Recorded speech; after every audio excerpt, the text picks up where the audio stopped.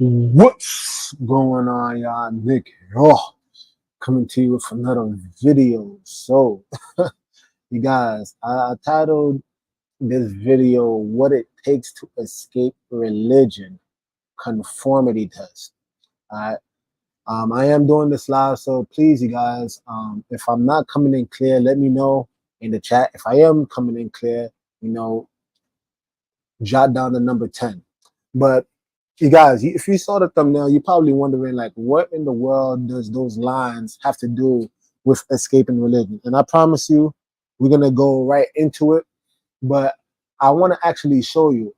Hey, my brother, the train server Enoch, bless you, my brother. But I promise you, as we go throughout this video, and I'm not going to be before you long, but I'm going to show you how a conformity test, where they ask individuals a simple question, does which line on the right matches the line that was on the left, all right? But before I get right into it, I want to actually start off with this quick meme or picture real quick, right? And it's from Arthur Schopenhauer, all right? Now, this is what this man said. He says, what the herd hates most is the one who thinks differently. It is not so much the opinion itself, but the audacity of wanting to think for themselves, something that they do not know how to do. All right? So you can kind of see in the picture, here's this one man all by himself, and he has the nerve to actually tell everybody around him that they are wrong. Now, could you imagine the boldness, or as the man Arthur Schopenhauer said, the audacity it would take for you to actually say everybody else is wrong? You get what I'm saying? Now, we live in a daytime and hour where you might be even considered kind of prideful, but even dare telling everybody else that they're wrong, as if you are the be or end all of truth, right? Now, hey, Shebrew, what's going on? But to prove it to you guys, let's actually go real quick. I'm gonna try to share my screen for y'all. All right. And we're gonna actually go into the actual video at hand so that you guys can be able to see what I'm actually talking about. So let's actually get right into it. All right, y'all. So this is the video for you. Let's actually watch it. You've probably heard this saying, if all of your friends jumped off a bridge, would you do it too? If you didn't hear your own parents saying it, you probably heard it from parents on TV. It's a question meant to make children stop and think about the power of peer pressure. There's just one problem. There's actually a good chance that people actually would jump off a bridge after all of their friends. At least, there's a better chance than you might think. Conformity forces people to completely abandon all reason and reality.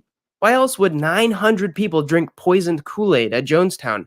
Why would Right? Poison Kool-Aid, y'all. So we know what they're probably referring to, the Jim Jones, right? That cult. All right.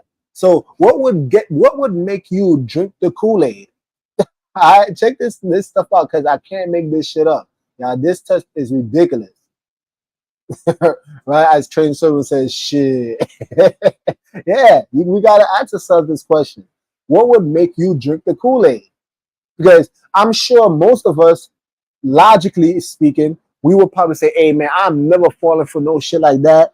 I'm a free thinker. We all gonna say the right things. We all gonna, train servant says, I'm not drinking it. Hey, we would all want to believe that we would never partake in something so heinous, so nonsensical. But yet people do it. And we're gonna see why people actually get tricked into drinking the Kool-Aid. All right, so let's actually go into it. Why would people commit horrifically violent acts like those during World War II and the Holocaust? Psychologists throughout the second half of the 20th century conducted experiments that focused on conformity, social psychology, and obedience. One of the most famous experiments from this time is the Asch line test. And in this video, I'm going to explain what this line test said and how it shows the power of peer pressure and conformity. So the Asch line test, also known as the Asch conformity experiment, attempted to see how often people would abandon reason just to perform. They were conducted in the 1950s by a psychologist named Solomon Asch. Ash brought individual participants into a room full of Confederates, which is another word for basically actors. Researchers asked the group a series of questions to test their vision. Of course, the Confederates or the actors were in on the experiments and answered the questions according to Ash's instructions. One of these tests of vision was to look at a line on one side of the board and 3 lines on the other side of the board, labeled A, B, and C. One of the lines was the same length as the individual line, while the others were noticeably longer or shorter. Now, you guys, I'm gonna stop right here. I'm gonna stop right here because I want you guys to tell me, because this is actually not a very difficult test. Before I go further, I want to see if you guys are free thinkers. Please put in the chat which one you believe, all right? Which one you believe is the line that corresponds, which lines, A, B, or C, corresponds to the line that's on the left. Please, before I continue with the video, please jot it down. Please jot it down because this is not a trick question. I'm gonna wait for some of the responses. Please jot it down because this is actually part of the experiment. Yeah. So I see Shebrew with C, right? I see trained servant with C. You know what I'm saying? All right. So you guys, this is literally not a trick question. Do you get what I'm saying? This is not a trick question, y'all. So now let's actually get into the actual study. Ash asked a series of questions about which line was the same length as the individual line. And this was not a tricky test, it was very simple. Ash conducted trials in which participants simply had to guess which line was the same length, without the influence of anyone else. Participants answered correctly 99% of the time. They matched the right lines. He later... All right, now, again, and I don't mean to keep pausing, but we have to be a thinking people, y'all. We have to. We got to be a thinking people. So notice 99% of the people got it right. But we need to ask ourselves the question, which is very paramount. Why did they get it right? Why did they get this, this test right? They got it right because they were taking the test on their own. All right, I'm gonna go back, y'all. I'm gonna go back so you can hear for yourselves. Longer or shorter? Ash asked a series of questions about which line was the same length as the individual line. And this was not a tricky test, it was very simple. Ash conducted trials in which participants simply had to guess which line was the same length, without the influence of anyone else. Participants answered correctly 99% of the time. Train Enoch. Someone still messed up. That's too late. Hey, man. Hey, some people just need some extra help. Pray for them, y'all. Pray for them, y'all. But let's keep going. They matched the right lines. He later conducted experiments to show when people can make and share decisions privately, they're less likely to conform. Sometimes the group would answer correctly, but not always. Ash instructed the Confederates to confidently choose the wrong answer. Now, it was usually pretty obvious that the answer was wrong, but none of the actors batted an eye. Then the participant would have to make a decision. Would they go with their gut, the right answer, and answer separately from the group, or would they conform to peer pressure and choose the incorrect answer? There wasn't much room for debate within these answers because it was pretty simple. Yet, 75% of the participants answered incorrectly at least once in order to conform with the group. So think about that, y'all. Think about what they just said. So when these people were tested individually, privately, they came to the right conclusion. And I promise you, this is going to make sense as to why I titled this video, What It Takes to Escape Religion. All right. When they took this test on their own, 99% of the people got it right. But the moment they introduce these actors, right? Or I'm gonna save it for the end. When they introduce these Confederates, these actors, notice it dropped down to 75% answered incorrectly. That means only 25% of people would actually go against the crowd. That picture that I showed you in the beginning, they would actually have the boldness, the audacity to go against the crowd and choose the right answer. Now you gotta understand, right? You got to understand, because we're looking at this like, man, this is so simple. This is so simple. But I want you to put yourself in their shoes, right? Could you imagine if there's a whole line of people answering this test before you get to answer? And let's say, because mind you, they're actors, right? So they like, hey, which line is the same? And then you have this person saying, let's say B, right? Even though we know that B was longer than the original line. So now, when the person's answering B, the person doing the test, they're like, oh yeah, good job, and acting like they're doing a check mark. So if you're in the back of the line, you're looking at this like, what the hell is going on here? And you got person number 2. So yeah, it's B. So now you got to ask yourself, yeah, I know it seems simple, but you got to understand what the peer pressure would do, because they're acting, yeah? They're acting. So all of these individuals, they are getting validation, right? They're getting validated by picking B, and then you have the fake approval, like, oh yeah, good job. So now, by the time you are coming up at the end, taking the test, could you imagine the pressure for you to be, y'all niggas are tripping out here. It's clearly C. No, you're not gonna do that, because you already saw all the validation of all these people that came before you picking B. So you're gonna stick out like a sore thumb. Do you get what I'm saying? This is why people, they cave in, and this is the experiment that they were conducting, y'all. So let's keep going. That's a lot of people saying the wrong answer just to go along with everyone else. When all of Ash's studies were combined and the data was compiled, researchers found that 33% of the time, participants just went along with the group. This is mind-boggling for psychology. Now let's talk a little bit about Hey, what's going on, my brother? Good to see you on the live chat. All right, check this line test out, y'all. factors influencing the experiment, because although this is one of the most famous experiments in social psychology, it's certainly not perfect. Ash conducted over a dozen trials, but the type of participants did not vary greatly. Most participants were males from Swarthmore College. Maybe their sex or their education could have an impact on whether they conformed to the group.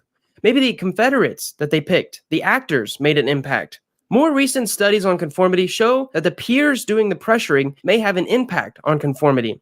If a participant identifies with the Confederates in the group, they may be more likely to conform to group norms. But let's zoom out. Okay. Guys, I don't want you to miss out the importance of that statement. They said that if you can relate to the Confederates, the people who purposely answered wrong, you might be more inclined to conform. So let me unpack that for you, right? And how does this relate to escaping religion? So suppose if you're in your local church, right? Let's say you're a Christian, you're in your local church, and notice they said when you were by yourself, when you were taking the test by yourself, you came to the right conclusion. You would chose C. Most of you guys chose C. Now, what does choosing the right answer look like in terms of religion, right? You probably reading that book, that Bible for yourself, right? Without no outside influence. Listen to what I'm telling y'all. Without no outside influence, you're finally reading that Bible for yourself. And you're seeing very clear instructions and very clear mandates within that Bible. I'll give you a perfect example.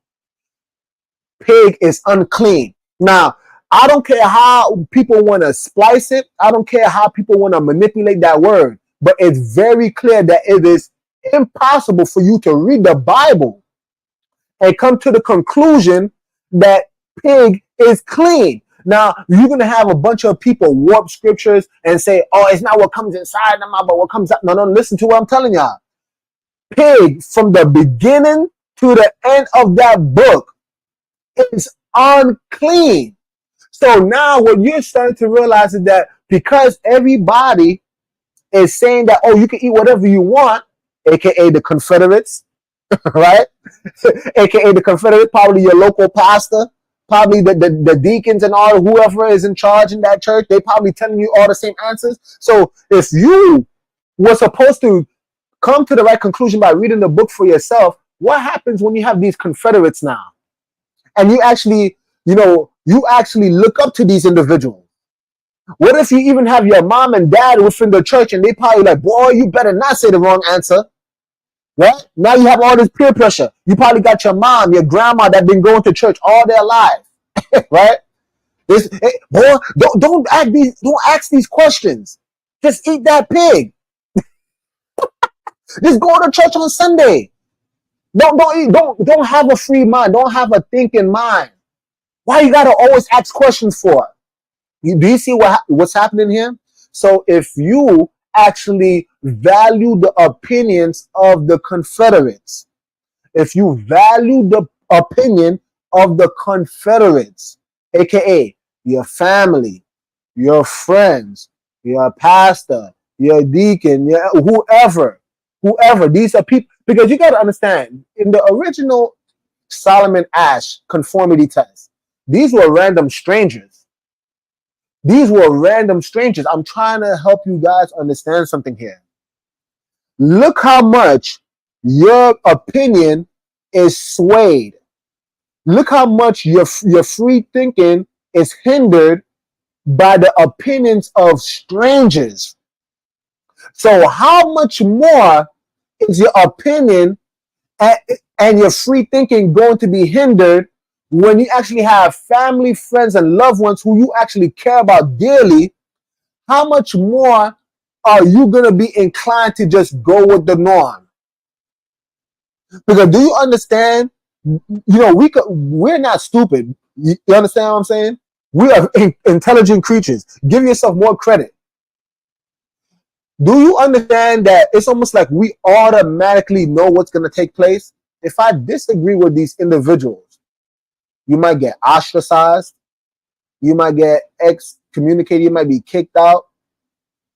Do you get what I'm trying to say? This is why I'm telling y'all, it would behoove you to take the test by yourself, because that's when you're going to have the boldness and the ability to escape religion. So long as you reading that book with all these people in your ear, you know what I'm saying? This is why you're going to come to the conclusion that you need to go to church on Sunday, even though the Bible doesn't say that. This is why you're going to come to the conclusion that you can eat swine, pig, even though the Bible doesn't say that. This is the reason why you could come up to the conclusion of celebrating these holidays that the Bible never mentions. This is the reason why. Because you've been following the traditions of men and you didn't have the boldness to actually think, or at the very least, ask a damn question. Like, hey, are you allowed to do that? Let's keep going, y'all. Let's actually go back, because I don't want to lose y'all here. Whether they conform to the group. Maybe the Confederates that they picked, the actors, made an impact. More recent studies on conformity show that the peers doing the pressuring may have an impact on conformity. If a participant identifies with the Confederates in the group, they may be more likely to conform to group norms. But let's zoom out even further.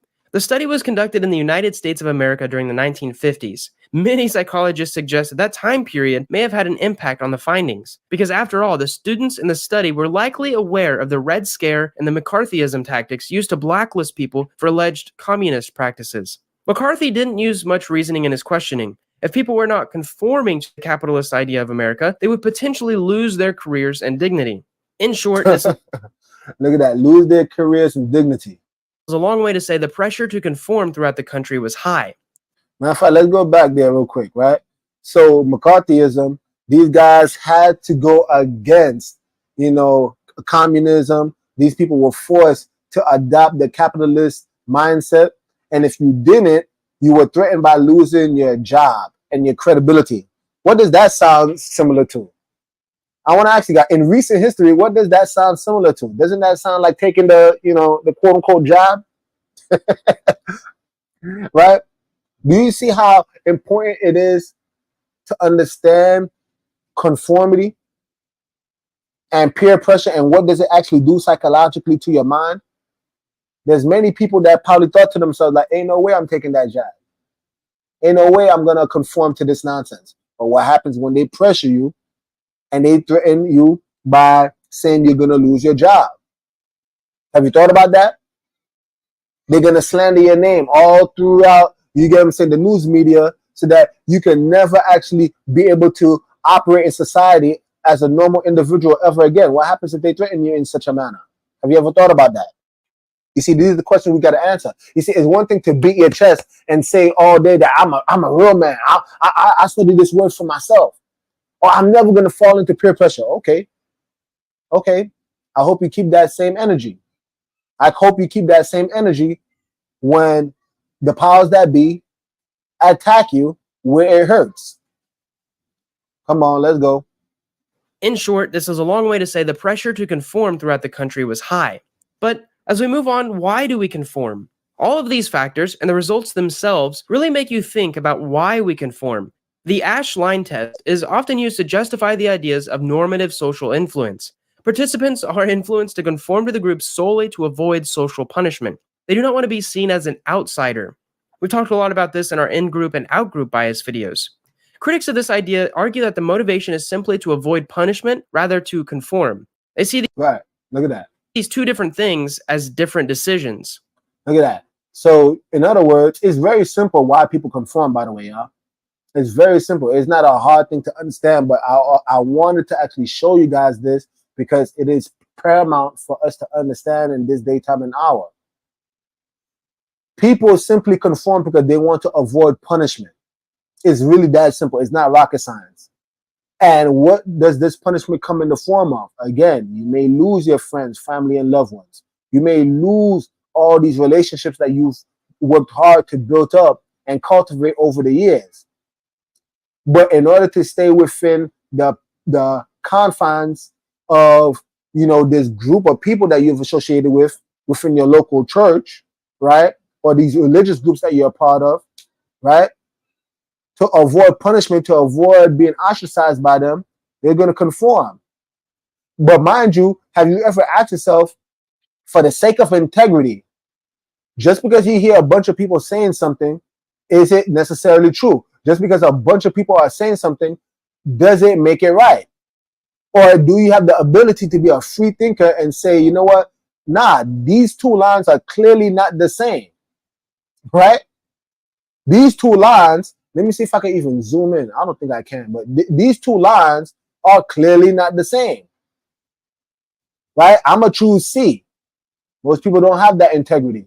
Some people will actually consciously know that everybody is wrong, but just so that they can conform and just so that they could keep these soul ties, they will purposely choose A or B. They will purposely choose A or B. Some people know the truth in that Bible, but just for the sake of conforming with their family, friends, and loved ones, they will purposely eat that pig. They will purposely adopt false doctrines, even though the Bible says heresies. Heresy, which is false doctrine, y'all, that is worthy of going and sending your soul into the eternal lake of fire. Some people don't realize that. People take this joint as a game. Come on. Another type of influence, called informational influence, occurs when someone believes that the group is more informed than they are. While this might not have taken place during the Ash line experiments, it's more likely that normative social influence was the culprit. After all, it was pretty obvious which line was the right choice. I mean, you can look at it yourself. And it's been over 60 years since Solomon Asch created his conformity experiments. They've been replicated all over the world by psychologists since then. Researchers have considered different factors, including sex, nationality, culture, and age. And in many of these experiments, a majority of participants conformed to the group at least once. A very small amount of participants conformed every time, but conformity did take place. Jumping off a bridge is very different from choosing which line is the same length as another line. But peer pressure does influence a person's decisions. So the next time you find yourself going against your gut, think about this Ash line test. Do you believe that you could be wrong, or do you just want to conform with the group? I think an important thing to know about this experiment is it's important to speak out whenever you feel that you may be thinking differently from the people around you. I believe communication is a very important takeaway from this experiment. As Ash actually mentioned in one of the experiments, when all the Confederates could talk, they became more confident that the participant was correct. Anyways, I hope you enjoyed this video. All right. So check this out, y'all. They said, or this video is suggesting that if you are ever, you have a gut feeling that everybody is wrong and you might be right. The best thing you can do is speak out. Please, you guys, please engage with me in the chat if you guys get a chance. But do you guys remember leaving, let's say, like a church back in the day, right? Did you leave quietly? Did you ask questions on the way? Did you speak out? You see, because again, the social pressures that exist around us, it's designed in such a way so that you can remain quiet. It's designed that way, that you don't ask questions. You get what I'm saying? You got to think about even the scribes and Pharisees, right? What did they keep saying to the apostles that were preaching Jesus? They say, hey, stop preaching, stop talking, stop preaching in that name. You see, they want you to stay quiet. Yeah, you can have your belief or whatever the case is, but stop trying to spread that idea. You see, that's the whole reason why. You see, you got to ask yourself, what incentive would, let's say, a Christian pastor have to tell the truth if preaching lies has been giving them all this money? Do you understand? What incentive do they have to actually empower you, the people, to know the truth when they say, hey, you could eat pig? Majority of people like eating pig. They just keep it a buck, y'all. I was there. Majority of people love eating pig. Is it right? No, but it sure tasted good at that time. You know what I'm saying? Do you guys remember going to McDonald's? Come on, y'all. Chime in. Let me know. Do you guys remember going to McDonald's and eating whatever bullshit they had on that menu? Even though you know damn well you left that that chain food restaurant feeling guilty as hell because you know that shit was toxic, right? But you didn't care because it just tasted good. So now you have a pastor now, like a Christian pastor, and they say, oh, you can eat whatever you want. Of course he's gonna say that because nobody's gonna want to give up food that they like. You see, and this goes back to the video that I was making before when I was talking about cognitive dissonance. What is that? Train serving Enoch. Yeah, McDonald's is horrible. That shit is straight garbage. It's straight garbage. But it doesn't stop people from eating, right? So that's what I was saying before. Like, what incentive does that Christian pastor have in actually telling you need to stop? You see, it's not just you can stop. No. The instructions according to the Bible is that you need to stop, right? Thou shalt not eat, right? It's a command. It's not a suggestion. So now when you're commanding people to do something and it's uncomfortable to their flesh, they're gonna back up. I don't want to do that. Let me find a church that suits my wicked needs, right? My wicked desires, because I want to keep eating McDonald's, right? Now, do you guys really think I'm only talking about McDonald's? Come on, y'all. Y'all smart people. Y'all smart people. There's many things. It don't have to only be McDonald's, but what is it within your heart that you're not willing to let go, right? And if you're not willing to let go of that, now you got to ask yourself, this pastor that you're up under, will he be inclined to actually tell you the hard truth? Or will he tell you exactly what you want to hear so that you can just give him your money? Again, y'all, you gotta think. You gotta think. You see, this is the reason why it's actually quite sad, because think about this. That 99% of the people that was taking the test alone came to the right conclusion. They came to the right conclusion. You only start walking in error when you're trying to conform. You see, you got to ask yourself this too, right, y'all? Think about it. Jesus. Could you imagine at that particular point in time when everybody was following the scribes and Pharisees? How did he look like? Didn't he probably look like a sore thumb? Didn't he stick out like a sore thumb when he's telling the scribes and Pharisees, "You're a generation of vipers," right? Everybody probably looking at it like, "Whoa, what the hell?" You get what I'm saying? Nobody's gonna actually nobody at that time was trying to confront the scribes and Pharisees, y'all. You got to understand that. Nobody was trying to actually stand up for righteousness. But Jesus came on the scene and he was saying, man, this was wrong, this is wrong, this is wrong. And he even went as far as to say, how readest thou? You see what I'm saying? How readest thou? Because Jesus is probably looking at it like, yo, let me put it in layman's terms, right? Or in modern day language. How in the world are you reading? Because if you were to read this alone, you would have clearly understand. Let's take this route, right? Y'all remember that woman that was taken in adultery, right? And think about this. That woman was taken in adultery, and you got the scribes and the Pharisees and all these people saying, hey, look, we caught this woman. And Jesus is here being bold, writing on the ground with his finger. Yeah. Could you imagine the disrespect? Like, again, these are scribes and Pharisees. So these are like, the notable people, right? The people with some type of honor and respect within that community. And this man is just like writing on the ground. He's just like, man, I'm not trying to hear this, right? But think about that.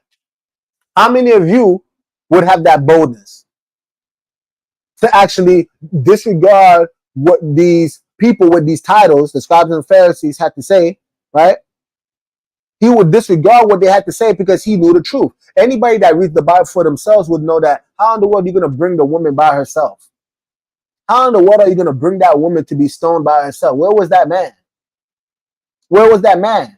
So Jesus is probably looking at this like, y'all not even reading the book. Y'all want me to condemn this woman for committing quote unquote adultery, but you didn't even follow the book. Man, get out of my face, man. I'm going to keep riding. Right?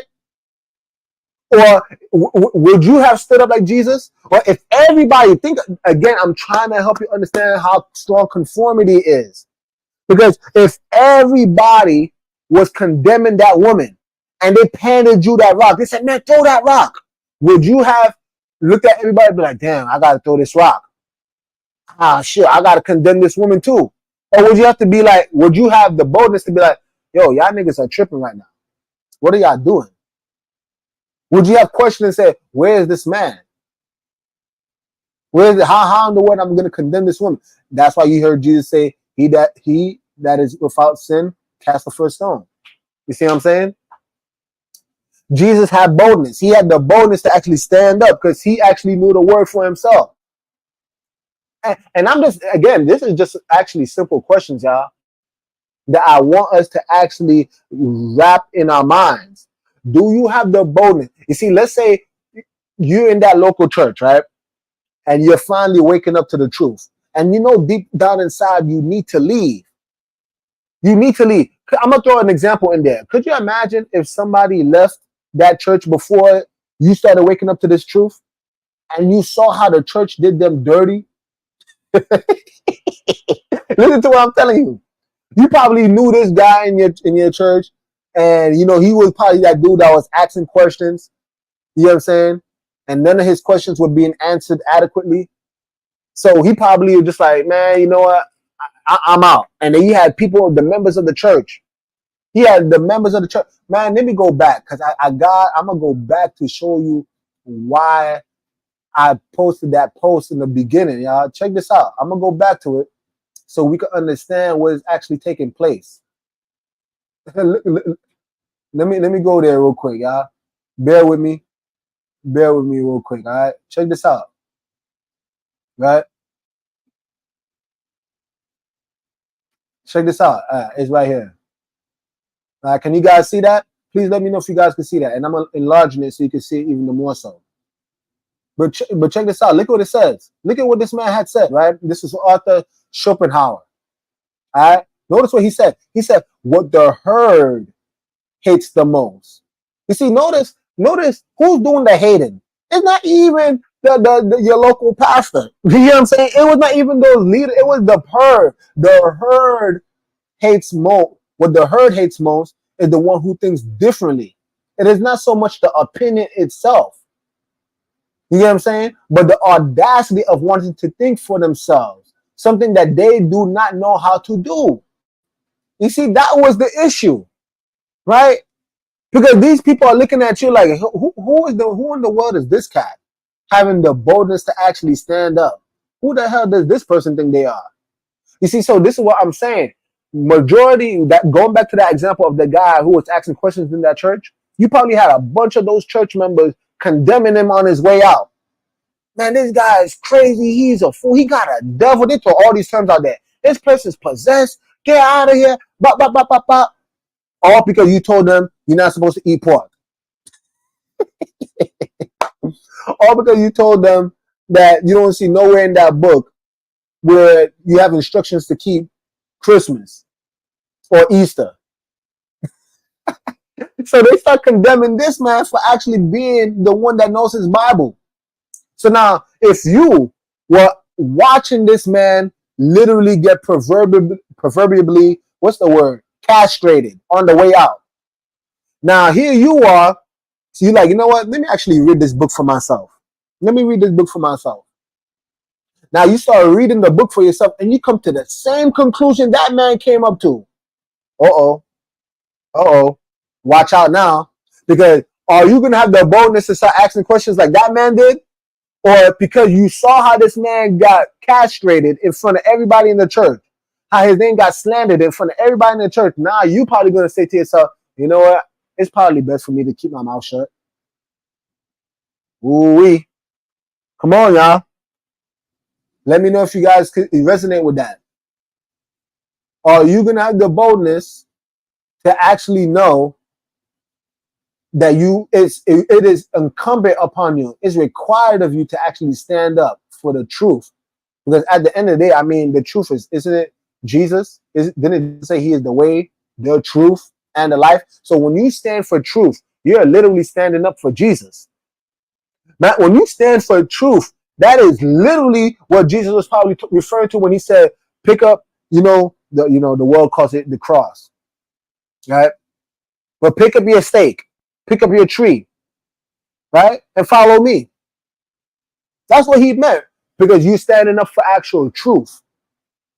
You're not going to capitulate because you see this person getting ostracized and this person getting castrated, this person getting mentally abused. You're not going to capitulate and acquiesce by staying silent. No, it's incumbent upon you to speak up. You got to speak, y'all. A lot of people are too afraid to open their mouth and actually stand for truth because they know deep down inside they finna get castrated. You see, so this is what I was saying early on. You got a bunch of people beating their chest. Oh yeah, I love Jesus. Oh yeah, I love Jesus. I stand up for the truth. I'm a man. I'm a real man. Da, da, da. Okay, we about to find out. We're about to find out. Get put in a situation where it is required of you to stand up for the truth. And let's see if you're going to actually have the boldness, the audacity to go against the crowd. Because again, even the word says it, right? Many are called, few are chosen. So should you ever go with the majority? Hey, Christianity is a large religion, y'all. There's many people that follow Christianity. Some people don't even ask questions. Why are we doing this stuff? And you might think I'm talking about Christianity, only Christianity. I'm using that because a majority of people are Christian. But this goes for literally every religion. This is why I titled Escape Religion. This goes for the Muslim. This goes for the Buddhist. This goes for the Taoist. This goes for all these major religions out there. Buddhism, it goes for every single one of these religions out there. Do you have the boldness, just because you see majority of people doing something, if you read these scripts for yourself, if you just use self-autonomy, did your own due diligence, read the book for yourself? I think Train Servant Enoch made a good post earlier on. He's saying, proving all things. Yeah, proving all things. Do you have the ability, like Train Servant Enoch said, to prove all things and hold fast to that which is good? Or are you going to just I'm going to just go with the flow? Because I can't think for myself. I can't read that Bible for myself. You see that? Do you see? Look at this picture carefully, y'all. Who has the boldness to do this? To tell everybody that they're wrong. Do you see how he's by himself? You know what I'm saying? What will take place to this individual who's all by himself? Are they finna jump this cat? These are just questions I'm asking. By you standing up, what are these people going to do to you? I gave some examples before how they slander your name, how they try to castrate you, all so that they could get you to actually stay quiet. And you got to understand that peer pressure is designed so that whatever direction that you were heading to before, you're going to eventually shut the hell up, and then you're going to follow what they want you to follow. We see these examples all the time. I mean, this shit literally happens even in schools. I'm telling you, like, okay, listen to what I'm telling y'all. Let's say in an example where you have a teenage girl, right? And let's say she's a virgin. All right, let's say this teenage girl is a virgin. She's going this direction in her life. She does not want to mess up. Listen to what I'm telling y'all. You have a teenage girl who's a virgin. She does not want to mess up by sleeping with the wrong individual. So this is the direction she's heading with her life. But then you have a bunch of people, majority, the crowd, right? The Confederates. You have all these people telling her how stupid she is for not losing her virginity yet. Oh, you stupid girl. Oh, you crazy. Why are you so scared? They throw all these terms at you to get you to think to yourself like, damn, am I weird because I didn't have sex yet? And of course, somebody who actually would love this girl, you would say, hell no, girl, you need to actually save yourself. Don't have sex yet. Wait for your husband. You see? That's when you become an enemy because you actually told them the truth. No. These people, listen to what I'm telling you. These people already made their mistake. And I'm not talking about for those who are already married, right? But even if they are married, that's still kind of demonic if you think about it. You are a married individual and you're forcing this teenage girl to have sex. What for? What's your end goal here? It's crazy. I don't get it. I don't even understand why people have the need to try to convince a girl to have sex before marriage. Like, what's the end goal? I just don't get it. And I'm gonna say, you know it's got to be a spirit. You know it's got to be demonic. But anyway, most of these individuals made their mistakes, so they want her to question herself so that she can follow the crowd. So now that girl's gonna end up just as promiscuous as they are. She's gonna be just as deceived and schizophrenic, mentally insane as, you know what I'm saying? Mentally unstable as these individuals are. When she could have just kept herself for her husband, and then she would have had all this honor for the rest of her life. But no, now she's going to be referred to as a 304, a thought. She probably becomes the only fan. And, I may be exaggerating. All these things may not necessarily happen, but y'all know what I'm getting at. Y'all know where I'm getting at. There's really no need to force anybody to have sex, men or women, to have sex before their time. It's not that. Believe me, when you get married, you're going to have enough time for sex. Believe me on that. All these people that are trying to make you feel like you're crazy because you didn't have sex yet, you're going to have enough time for that. There's no need to rush. You know what I'm saying? You're going to need to think about it. I don't know the statistics, but let's say majority of people get married within their early, mid-20s. If you didn't have sex for about, let's round it off and say you didn't have sex for 20 years, is that so bad if on average most people, they pass away, let's say pass away at the age of 60, 70. So you're going to have about 40 to 50 years to have all the sex you want. You're going to have 40 to 50 years to have all the sex you want. But you felt so pressured by having sex before your time with this individual that you probably never going to ever have a relationship ever again with. It was probably just a one-night fling. And, and I went this direction just to show you the consequences that sometimes we do not actually, what's the word? We do not actually think it all the way through when we make certain decisions. We just wish to conform. We could even go back to the pig analogy, right? Do people actually ever consider the repercussions of eating pigs after years and years and years? Why is it that whenever you get sick and diseased, you got a bunch of doctors telling you one of the first things you need to do is get rid of that pork? Why? Why? It's crazy, y'all. So now you messed up your your livelihood. You messed up your health, the ability to spend time with your family, all because you wanted to be deceived and follow and be conformed to the crowd and eat pork. It's crazy, y'all. But anyway, again, I don't want this to be long. This actually ended up being way longer than I really wanted it to be. But I just wanted to show you guys something simple. Something simple, y'all. I'm going to put it up there one last time. Yes, you are all wrong. Do you have the boldness? Do you have the boldness, y'all, to actually speak against the crowd? That's all I'm asking you. Do you have the boldness to speak against the crowd? Or are you going to just conform because you're spineless and you have no backbone and you don't really love Jesus as much as you claim you do? I'm going to end off by saying this, right? Please, y'all. This is what it would behoove every single one of us. Just like the beginning of that Solomon Ash line test or conformity test. 99% of the people came to the right conclusion when they took the test by themselves.